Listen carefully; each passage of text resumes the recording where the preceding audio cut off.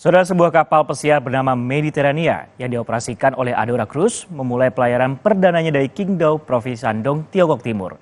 Kapal pesiar ini diklaim sebagai kapal terbesar di Tiongkok yang berkapasitas lebih dari 2.600 penumpang dan memiliki 1.000-an kamar serta suite merah.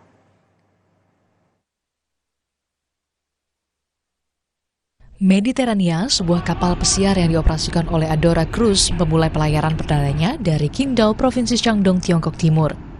Kapal tersebut mulai melayani pasar Tiongkok pada 30 September tahun ini.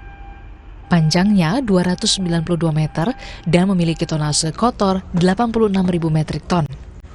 Kapal Mediterania adalah kapal pesiar terbesar yang saat ini beroperasi di Tiongkok. Kapal Mediterania penuh dengan adat istiadat dan elemen budaya Mediterania yang kaya.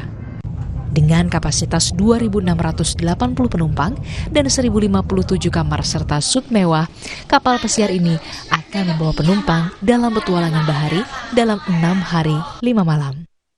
Qingdao menjadi kota pertama di Tiongkok Utara yang melanjutkan layanan pelayaran internasional.